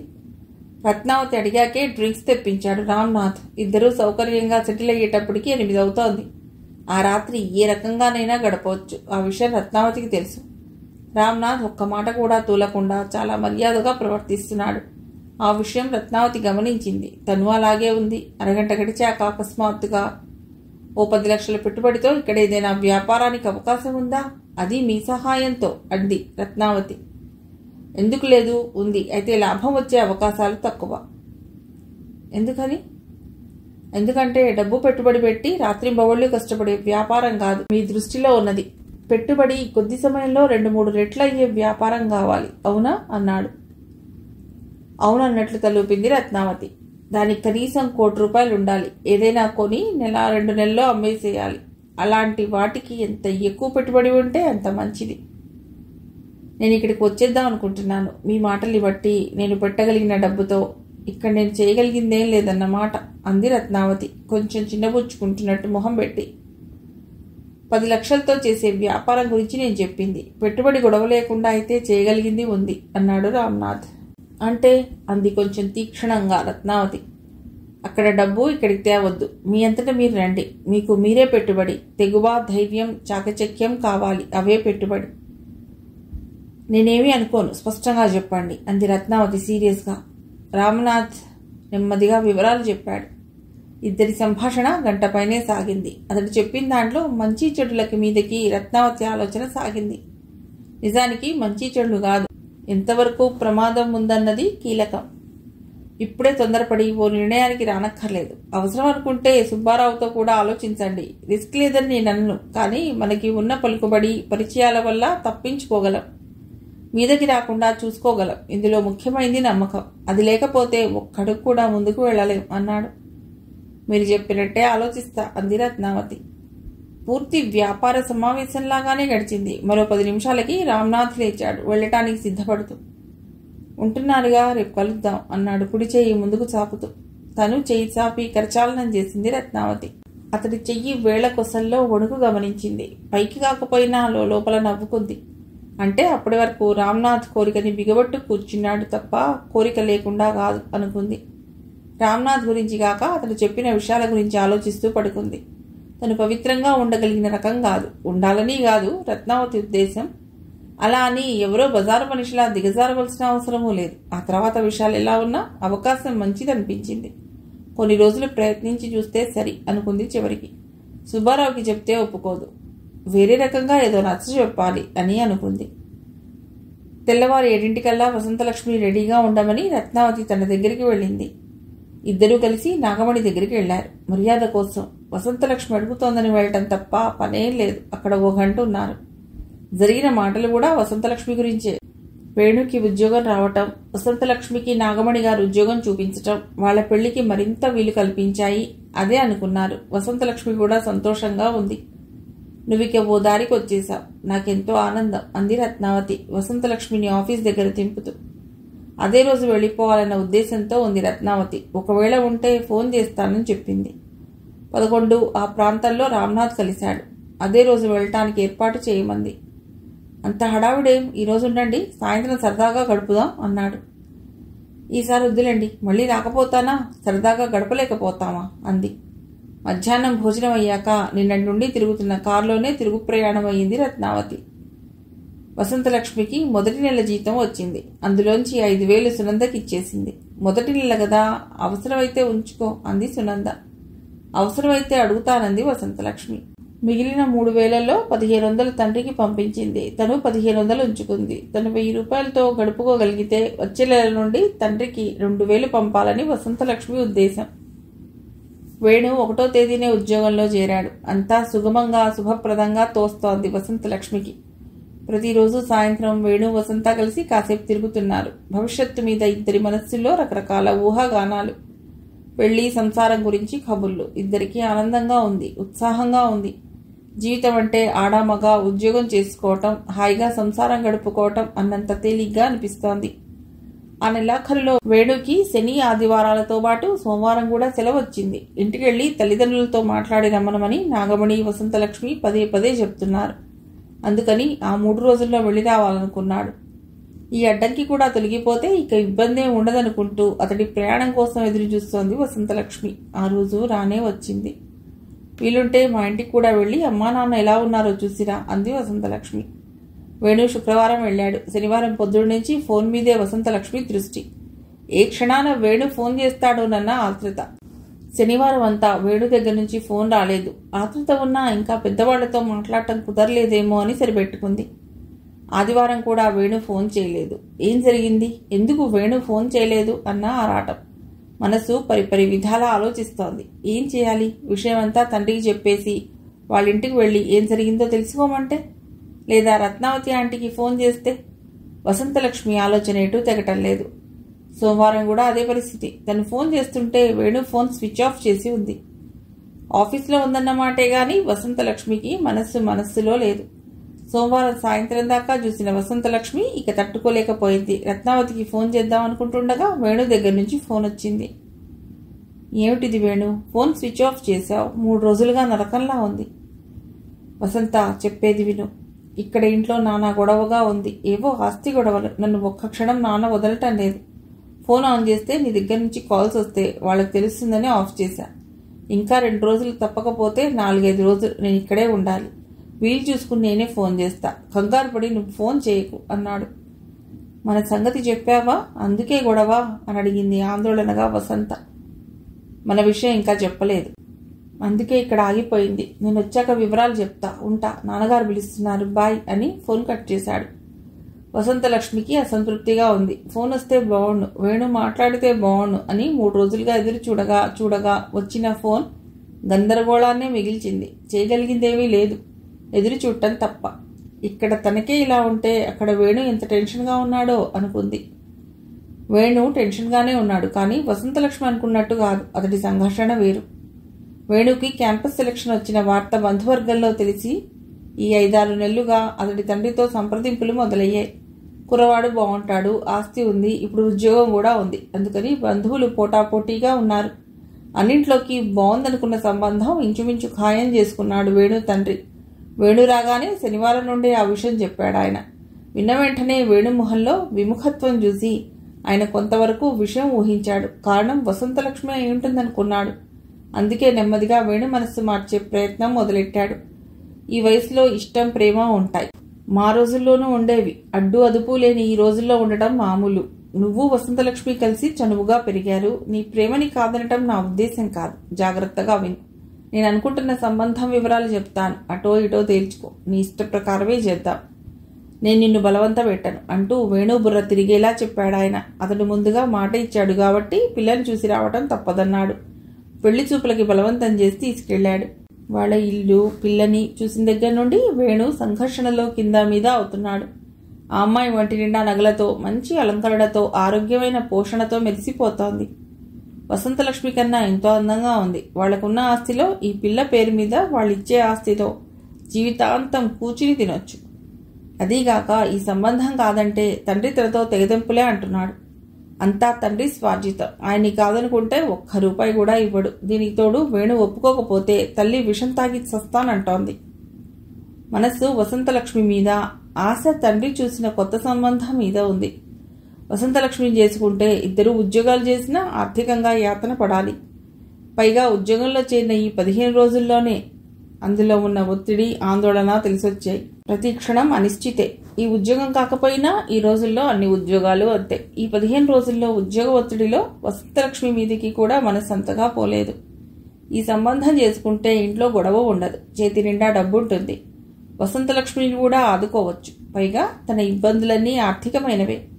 ఇలా తనకి తెలిసి తెలియక ఆ సంబంధం వైపు మొగ్గు చూపింది వేణు మనస్సు. చివరికి తను ప్రాక్టికల్గా లోకరీతికి అనుగుణంగానే ఆలోచిస్తున్నానని అనుకున్నాడు. వేణు ఆలోచన ఆ స్థితికి చేరటానికి చాలా వరకు కారణం తల్లిదండ్రి ప్రభావం. ప్రేమన్నది ఒక ఆవేశమని, జీవితంలో కష్టాలు చుట్టుముడితే మనస్సు ప్రేమ మీదికే పోదని, ప్రేమ కన్నా నిజ జీవితం చాలా బలమైందని తండ్రి ఎన్నో ఉదాహరణలతో వేణుకి వివరించాడు. వసంతలక్ష్మి కన్నా ఈ సంబంధం చేసుకుంటే అన్ని రకాలుగా ఎంతో బాగుంటావని బలంగా చెప్పాడు. సరైన ఉద్యోగాలు లేక ఒడిదుడుకులు బతుకులు గడుపుతున్న చాలామంది డబ్బు ఒత్తిడి తట్టుకోలేక సంవత్సరం తిరగకుండా విడిపోయారని చెప్పుకొచ్చాడు. వేణుకొచ్చిన ఉద్యోగం గవర్నమెంట్ ఉద్యోగం కాదని, ఏ క్షణానైనా ఊడిపోవచ్చని భయపెట్టాడు. వెనక ముందు ఆస్తి లేని జీవితం ఈ రోజుల్లో జీవితమే కాదన్నాడు. ఇప్పటికీ మొండిగా వసంతలక్ష్మి కావాలనుకుంటే కోరి కోరి ఆ అమ్మాయికి కూడా అన్యాయం చేయటమేనని కొత్త రకం బాణి వినిపించాడు. చేతి నిండా డబ్బుంటే వసంతలక్ష్మికి కూడా సహాయపడవచ్చని నచ్చచెప్పాడు. చుట్టూ ఉన్న పరిస్థితుల్ని, కాలం తీరుని అర్థం చేసుకోమన్నాడు. సౌఖ్యం, సంతోషం కోసమే ఆలోచించాలి గాని నెత్తిమీదికి అనవసర బరువు తెచ్చుకోకూడదన్నాడు. వసంతలక్ష్మి చక్కటి వేణు జీవితానికి కుదిబండ అన్నాడు. వేణుని ఇల్లు కదలనివ్వలేదు తండ్రి. పెళ్లికి ముహూర్తం కూడా పెట్టించాడు. వేణు మనస్సు ఎటూ తేలటం లేదు. తండ్రికి చెప్పకుండా వసంతలక్ష్మి దగ్గరికి వెళ్ళిపోతే అనిపించింది. దానివల్ల ప్రయోజనం లేదు. తండ్రి అక్కడికి వచ్చి గొడవ చేస్తాడు. తల్లి నిజంగా ఏదైనా అఘాయిత్యానికి పాల్పడితే జీవితం అంతా బాధపడాలి. ఎటూ సమాధానపడలేక, వసంతలక్ష్మికి ఏం చెప్పలేక సెల్ ఫోన్ స్విచ్ ఆఫ్ చేసి కూర్చున్నాడు. వేణు కోసం వసంత అలా ఎదురు చూస్తూనే ఉంది. ఆమెకి ఏమాత్రం అనుమానం రానేలేదు. రోజుకి 10-12 గంటలు పనిచేసే మనిషికి అకస్మాత్తుగా పని లేకుండా పోతే ఎలా ఉంటుందో అలా ఉంది సత్యనారాయణమూర్తి గారికి. పెద్ద కూతురు శారదది ఒక దారి, చిన్న కూతురు వసంతలక్ష్మిది మరో దారే అయ్యాయి. ఆయన మీద ఇప్పుడు అంతగా ఆర్థిక బరువు లేదు. ఇంట్లో భార్య భర్త ఇద్దరే. ఒక పూట తింటే రెండో పూట ఏదో ఫలహారం చేస్తున్నారు. పాలు, నూనె, బియ్యం, కూరలు ఒకటేమిటి అన్ని ఖర్చులు తగ్గిపోయాయి. అయినా వాళ్ళిద్దరికీ మనశ్శాంతి లేదు. అలవాటు లేని ఒంటరితనం. శేషుని డిశ్చార్జ్ చేసినాడు. ఆయన హాస్పిటల్కి వెళ్లారు. ఇంట్లో ఉన్న కుట్టు మిషన్ తీసుకురమ్మనమని శారద చెబితే తీసుకెళ్లారు. హాస్పిటల్లో శేషు బెడ్ పక్కనే ఉన్న పేషెంట్ తాలూకు ఆవిడే శారదని బాగా ప్రోత్సహించింది. వాళ్ళింటికి దగ్గరలోనే చిన్న పోర్షన్ తీసుకున్నారు. కుట్టుకు బట్టలు తేవటం, అవి ఇచ్చాక డబ్బులు వసూలు చేసి ఇవ్వటం ఆవిడే చూస్తానంది. కుర్రవాడిని తమ దగ్గర పెట్టమని సత్యనారాయణమూర్తి గారన్నా శారద ఒప్పుకోలేదు. ఏదో రకంగా బతకాలి, తండ్రికి భారం కాకూడదన్న స్థిర నిశ్చయంతో ఉంది శారద. వేణు వెళ్లి దాదాపు 3 వారాలయ్యింది. ఫోన్ చేసి 10 రోజులు దాటింది. వసంతలక్ష్మి అయోమయంగా ఉంది. ఏదో జరిగిందన్న అనుమానం మొదలైంది. ఏం జరిగిందో తెలియకపోయినా ఏదో అపసవ్యంగానే జరుగుంటుంది. లేకపోతే వేణు ఫోన్ చేయకుండా ఉండడు. అన్నీ బాగానే ఉన్నాయి. జీవితం ఓ దారికి వచ్చిందనుకున్న సమయంలో ఈ సందిగ్ధం, అస్థిమితం వసంతలక్ష్మిని బాగా దెబ్బతీశాయి. ఆకలి తగ్గిపోయింది. తిండి తినాలనిపించటం లేదు. 4 రోజులుగా వికారం. సునంద, రాణి ఈ పరిస్థితి గమనిస్తూనే ఉన్నారు. ఎందుకలా అవుతున్నావని ఇద్దరూ విడివిడిగా అడిగారు. వసంతలక్ష్మి ఏం చెప్పలేకపోయింది. ఈ విషయం సునంద నాగమణికి చెప్పింది. ఉద్యోగం కొత్త కదా, ఏదైనా స్ట్రెస్ ఫీల్ అవుతుందేమో అంది నాగమణి. ఉద్యోగంలో చేరాక బాగానే ఉంది. ఈ మధ్య ఇలా ఉంది. నువ్వు ఒక్కసారి కనుక్కో అంది సునంద. సునంద 1-2 సార్లు చెప్పడంతో నాగమణికి అనుమానం వచ్చింది. నాగమణి వచ్చి ఎంతగా అడిగినా ముందు వసంతలక్ష్మి ఏమీ చెప్పలేదు. మనిషి బాగా నీరసించిన సంగతి చూస్తూనే తెలుస్తోంది. ఈ నెల పీరియడ్ వచ్చిందా అని అకస్మాత్తుగా అడిగింది నాగమణి. వెంటనే వసంతలక్ష్మికి అర్థం కాలేదు. అర్థం అయ్యాక వచ్చింది, అదేం కాదు, ఆ విషయంలో జాగ్రత్తగానే ఉన్నాను అంది. మరేమిటో చెప్పు, చెప్పకపోతే అనవసర అనుమానాలు వస్తాయి అని కొంచెం గట్టిగానే అడిగింది. వేణు ఊరెళ్ళటం, ఇంతవరకు విషయమేమిటో తెలియకపోవటం చెప్పింది వసంతలక్ష్మి. సరేలే, ఏదైనా ఎంతో కాలం తెలియకుండా ఉండదు. నువ్వు ధైర్యంగా ఉండు, ఆరోగ్యం పాడు చేసుకోకు అంది నాగమణి వసంతలక్ష్మితో. అలా అన్న నాగమణికి అనుమానంగానే ఉంది. ఇంటికెళ్ళాక ఆ రాత్రి సాంబశివరావుతో విషయం అంతా చెప్పేసింది. వెంటనే సంగతి ఏమిటో తెలుసుకోవాలని చెప్పింది.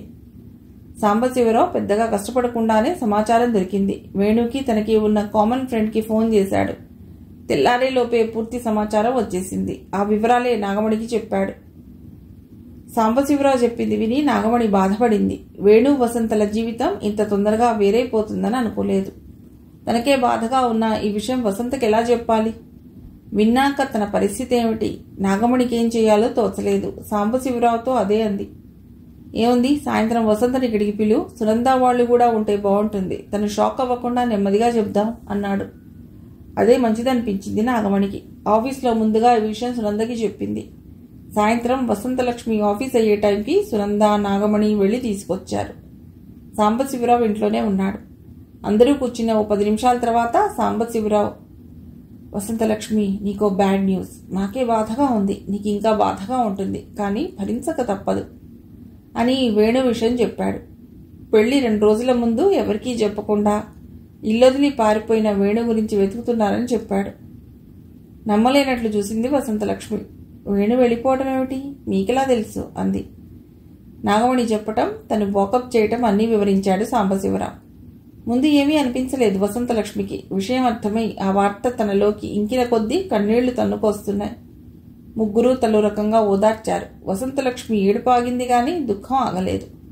ఇక తన జీవితం ఏమిటి? ఎందుకిలా జరిగింది? వేణు తనని కావాలనే మోసం చేశాడా? అన్నీ ప్రశ్నలే. వేణు నా స్నేహితుడని కాదు, వేణు గురించి నాకు తెలుసు. నమ్మించి మోసం చేసేంత శక్తి వాడికి లేదు. నేను మనస్ఫూర్తిగానే ఇష్టపడ్డాడు. మేమెలా ఉన్నా ఏం చేసినా వాడు నీకోసమే కలువరించాడు. ఇలా జరగటం నిజంగా బ్యాడ్ లక్. ఎందుకు చెప్తున్నానంటే వాడు మోసం చేశాడని, నువ్వు మోసపోయావని కుంగిపోకు అన్నాడు సాంబశివరావు. వేణు నమ్మించి మోసం చేశాడంటే వసంతలక్ష్మికి నమ్మకం కుదరటం లేదు. వసంతలక్ష్మిని నాగమణి తన దగ్గరే ఉంచుకుంది. పొద్దున ఆఫీస్ దగ్గర దింపి తిరిగి సాయంత్రం ఆఫీస్ దగ్గర నుంచి తనే తీసుకొస్తుంది. వసంతలక్ష్మిని ఆఫీస్ మాననివ్వలేదు. రోజులు గడుస్తున్నాయి. సునంద, నాగమణి, సాంబశివరావు వసంతలక్ష్మికి రకరకాలుగా ధైర్యం చెప్తూనే ఉన్నారు. అందరికన్నా విషయం తెలిసి రాణి చెప్పిన మాటలే వసంతకి బలాన్ని ఇచ్చాయి. వసంత, ఎవరి జీవితం ప్రకారం వాళ్ళు నిర్ణయించుకుంటున్నారు. ఈ రోజుల్లో పర్మనెంట్ న్యాయాలు, పర్మనెంట్ అన్యాయాలు లేవు. వేణు పారిపోయాడు. నీ గురించి ఆలోచించలేదు. అదేగా బాధ. నువ్వు నీ గురించి కాదా ఆలోచించుకున్నది? అతని గురించి ఎప్పుడైనా ఆలోచించావా? నువ్వంటే ఇష్టపడుతున్నాడు, డబ్బు ఉంది, చదువుంది, ఎలాగోలా అతన్ని పెళ్లి చేసుకుంటే జీవితం స్థిరపడుతుంది. అదేగా నువ్వు ఆలోచించింది. నీకు వేణు బెటర్ ఆప్షన్. అందుకే దీనికి సిద్ధపడ్డావు. అంతా సవ్యంగా జరిగి మీ పెళ్లి జరిగి సుఖంగా సంసారం ఏర్పడితే బాగుండేది. జరగలేదు. ఓకే, ఇక ఇప్పుడు నీకేది మంచో అది ఆలోచించు. జరిగిపోయిన దాని గురించి కాదు అంది రాణి. అల్లరి చిల్లరిగా కనిపిస్తూ దేన్ని పట్టించుకోనట్లుండే రాణి చెప్పిన మాటల్లో ఓ నిజం వసంతలక్ష్మిని గట్టిగా పట్టుకుంది. వేణు గురించి తను ఆలోచించలేదు, అది నిజం. అయితే తను నిజంగా ప్రేమించలేదా? వేణుని ఇష్టపడలేదా? ఇష్టపడింది. అది అప్పటి పరిస్థితి, ప్రోద్బలం, వయస్సు, ఆర్థికంగా బలహీనత. తన ఇష్టం వెనుక ఇవన్నీ ఉన్నాయి. అంతే తప్ప అన్కండిషనల్గా సర్వస్వం వేణుయే అని అనుకోగలిగిందా? నిజం చెప్పుకోవాలంటే లేదు. జరిగిన దానికి అంతగా దిగులు పడాలా? రాణి మాటల వల్ల వసంతలక్ష్మిలో మరోవైపు నుండి కూడా ఆలోచన ఆరంభమైంది. తనకి అన్యాయం జరిగిపోయింది, ఈ జీవితం ఇంకెందుకు అన్న ధోరణి నుండి ఇప్పుడేం చేయాలి అన్న వైపు ఆలోచన మళ్ళింది. అసలు తనకి జరిగిన నష్టం ఎంత? తను పోగొట్టుకున్నది ఏమిటి? బతకడానికి ఉద్యోగం ఉంది. తను బతుకుతూ ఎంతో కొంత తండ్రికి సాయపడవచ్చు. అప్పులు తీరితే తల్లి తండ్రి వృద్ధాప్యం బాగుంటుంది. నగరంలో బతకగలుగుతోంది. కొన్ని మంచి పరిచయాలు ఏర్పడ్డాయి. నాగమణి, సునంద, రాణి, సాంబశివరావు అందరూ అభిమానంగానే చూస్తున్నారు. మోసం చేద్దామన్న పథకంతో తనని లొంగదీసుకోలేదు వేణు. ఓ రకంగా తనే అతడికి లొంగింది. ఇద్దరూ జీవితంలో ఒకటవ్వలేకపోవటం పెద్ద లోటే. కానీ చేయగలిగిందేముంది? మొండిగా బతకటమే. తల్లి తండ్రి మీద ప్రేమ వసంతని కాపాడింది. ఆత్మహత్య, చచ్చిపోవాలి, వేణు మీద పగదీర్చుకోవాలి లాంటి పిచ్చి ఆలోచనలేం రాకుండా చేసింది. ఆఫీస్కి వెళ్ళొస్తోంది. చూస్తూ చూస్తుండగానే 15 రోజులు గడిచిపోయాయి. సాయంత్రం అవ్వగానే వేణు గుర్తొచ్చేవాడు. చేసిందేదో చేశాడు, ఫోన్ చేసి ధైర్యంగా జరిగిందేదో చెప్పవచ్చుగా అనుకుంది. దానివల్ల ఉపయోగం ఏముందిలే అనుకుంది. మళ్ళీ ఎప్పుడో ఒకప్పుడు అకస్మాత్తుగా వేణు ఫోన్ చేస్తాడనే ఆలోచన వసంతలక్ష్మిలో ఓ మూల మెదులుతూనే ఉంది. కాలం అన్నింటినీ మరిపిస్తుంది. వసంతలక్ష్మిని తన దగ్గరే ఉండిపోమంది నాగమణి. సాంబశివరావు ఆవిడ మధ్య ఒంటరిగా తనెందుకని ఒప్పుకోలేదు వసంతలక్ష్మి. సునంద, రాణి ఉన్న ఇంటికే వచ్చేసింది. 2వ నెల జీతం కూడా వచ్చింది. కిందటిసారిలాగానే 1500 తండ్రికి పంపింది. కానీ కిందటి నెల ఉత్సాహం ఇప్పుడు లేదు. ఓ మాట, ఓ సందర్భం మనుషుల్ని దగ్గర చేస్తుంది. రాణి ఆ రోజు అలా చెప్పిన దగ్గర నుండి తనంటే వసంతలక్ష్మికి సద్భావన పెరిగింది. ఇద్దరూ ఇదివరకటి కన్నా చనువుగా ఉంటున్నారు. ఆ మైండ్ సెట్లోనే ఓ రాత్రి సునందతో, రాణి ఇంత తెలివిగా మాట్లాడుతుంది, ఆలోచిస్తుంది, అయినా ఈ మొండి బతుక్కి ఎలా అలవాటు పడిందో ఆశ్చర్యంగా ఉంది అంది వసంత. చిన్నతనంలోని భావాలు చిత్రమైన ప్రభావాన్ని చూపిస్తాయి వసంత. రాణి నాకు దూరపు బంధువు, మేనకోడలవుతుంది. వాళ్ళది పల్లెటూరు. తల్లి తండ్రి 1 ఎకరం పొలంతో, చిన్న పాల వ్యాపారంతో కుటుంబాన్ని గడుపుతున్న పరిస్థితి. అయినా రాణిని కాలేజీలో చేర్పించారు.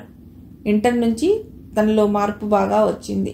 చిన్నతనం నుండి రాణికి షోకులన్నా ఫ్యాషన్లన్నా పిచ్చి. తల్లిదండ్రులని ప్రాణం తీసి రకరకాల డ్రెస్లు, కాస్మెటిక్స్ కొనుక్కునేది. తను అందగత్తెనన్న గర్వం కూడా ఉంది. నిజంగానే అందమైంది. దీనికి తోడు ధనవంతుల అమ్మాయిలతో స్నేహం, డబ్బు ఖర్చు.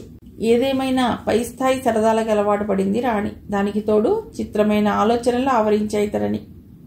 జీవితం అనుభవించటానికేనని, ఆడతలుచుకుంటే మగవాణ్ణి లొంగదీసుకోగలదని, మగవాడు ఆడదాన్ని ఉపయోగించుకోవటం పాత పద్ధతని, ఆడదే మగవాళ్ళని వాడుకోవాలని వితండ భావనలు ఏర్పడ్డాయి రాణిలో. డిగ్రీ పూర్తయ్యేలోపే హద్దులు దాటింది. విచ్చలవిడితనం అలవాటైంది. తన దగ్గర చేరుతున్న డబ్బు, కొత్త వస్తువులు చూసి ఇంట్లో వాళ్ళు గొడవ పెట్టారు. రాణిలో మార్పు రాలేదు. గొడవ పెరిగి ఇంట్లోంచి పొమ్మన్నారు. వెళ్ళిపోవటానికే రాణి సిద్ధపడింది. తన ఇష్టం వచ్చినట్లు తాను బతకగలనన్న ధీమా. అదొక్కటే కాదు, ఇప్పటి సమాజంలో ఇలాంటి కొత్త రకం జీవితమే సరైందన్న మొండితనం. కష్టపడి చదవటం, ఉద్యోగం చేయటం, మగవాడి సుఖం పెంచటానికేనన్న ఏకపక్ష అభిప్రాయం. మగవాడు పవిత్రంగా ఉండటం లేదు. అలాంటప్పుడు మనం మాత్రం ఎందుకు పవిత్రంగా ఉండాలన్న పంతం. సుఖాలు, డబ్బు అందుతున్న జీవితమే సరైందన్న అతి తెలివితేటలు. ఈనాటి జీవితం తప్ప రేపేమిటి అన్న ఆలోచన లేదు. అలాంటి సమయంలో నేను వాళ్ళింటికి వెళ్ళటం జరిగింది. ఆ పరిస్థితుల్లో రాణిని నాతో తీసుకురావడమే మంచిదని తీసుకొచ్చాను అంది సునంద. ఇక్కడికి తీసుకొచ్చాక రాణిలో ఏ మార్పు రాలేదా అని అడిగింది వసంత. సిటీ కదా, తనకి ఇక్కడ ఇంకా బాగుంది. జనం ఎక్కువ, పరిచయాలు, డబ్బు కూడా ఎక్కువే. తను నడుస్తున్న దారి తప్పని, బతుకుతున్న పద్ధతి సరైంది కాదని రాణికి తెలియదా? తప్పో ఒప్పో ప్రస్తుతం బాగుంది. ఆ తర్వాత ఎప్పుడో ఏదో జరుగుతుందన్న ఆలోచన అనవసరం అన్న మొండితనం గడిచినన్నాళ్ళు గడుస్తుందన్న వెరీ ధీమా అంది సునంద. అలా చూస్తూ వదిలేయటమేనా? మంచిది కాదని మందలించలేదా? రాణి మంచి చెడ్డు పట్టించుకొని ఓ మూర్ఖపు స్థితిలో ఉంది. ఆవేశంలో వాళ్ళింటి వాళ్ళు పొమ్మన్నారు. గూడు నీడా లేని బజారు బతుకవ్వకూడదని నేను దగ్గర పెట్టుకున్నాను. నేను ఆంక్షలు పెడితే ఇక్కడి నుంచి వెళ్ళిపోవచ్చు. ఎప్పటికైనా ఏదైనా మార్పు వస్తుందేమోనని ఆశ. అలా చెప్పిన సునంద ముఖంలో బాధ ఉంది. వసంత ఆ విషయం గమనించకపోలేదు. ఇదంతా ఎవరికి వాళ్ళు చేసుకుంటున్న తప్పిదమేనా? ఎవరిని చూసినా ఏదో లోటు కనిపిస్తూనే ఉంది అంది వసంత దిగులుగా. కొంతవరకు ఎదురవుతున్న పరిస్థితులు, మరికొంత క్లిష్ట సమయాల్లో స్థిమితంగా ఆలోచించలేని ఆవేశం. వీటన్నిటికన్నా మనకి తెలియకుండా మనలోకి చాప కింద నీరులా వచ్చి చేరుతున్న పరాయి భావనలు. 30-40 ఏళ్ల క్రితం కొన్ని స్పష్టమైన విలువలుండేవి. ఇది తప్పు, ఇది బొప్పు అన్న హద్దు తేట తెల్లంగా ఉండేది. ఇప్పుడు అలా కాదు. ఒకరికి మంచిదైంది, మరొకరు చెడు అని చెప్పగలుగుతున్నారు. వాదించగల శక్తి ఉంటే చాలు. తప్పొప్పులు అటు ఇటు మారిపోతున్నాయి. ఎక్కడికో ఎందుకు, మన విషయమే తీసుకో. పెళ్ళై సుఖంగా సంసారం చేసుకోవాల్సిన నేను, మా ఆయన 2 ఏళ్లు దాటకుండానే విడిపోయాం. ఆయన ఆధునికతకి అనుగుణంగా నేను ఉండలేకపోవటం కారణం అంటారాయన. నాకు నచ్చినట్టు ఉండనివ్వలేదని అంటాను నేను. ఇక నువ్వు, వేణు మీరు చేసింది తప్ప ఒప్ప? చుట్టూ అన్నీ అలానే ఉన్నాయి వసంత. ఉన్నంతలో ఒకరికొకరు సాయంగా బతకటమే ఈ ఒంటరి బతుకుల్లో చేయగలిగింది. అంతా విన్నాక రాణి పట్ల సహానుభూతి మరింత పెరిగింది వసంతలక్ష్మికి. గొప్ప కోసం, పేరు కోసం సహాయాలు చేసేవాళ్లు చాలామంది ఉంటారు. తప్పుదారిలో పడిన వాళ్ళకి ఆదరంగా సాయం చేసేవాళ్లు తక్కువ. అలాంటి మంచితనం ఉన్న సునంద నాగమణిల చేరువలో ఉండటం కొంతవరకు తన అదృష్టం అనిపించింది వసంతలక్ష్మికి. వీళ్ల గురించి అలా అనుకుంటుంటే రత్నావతి గుర్తుకొచ్చింది. ఆవిడ తన మేలు కోరే మనిషే, ఫోన్ చేయాలి అనుకుంది వసంతలక్ష్మి. మిగిలిన కథ తర్వాతి భాగంలో.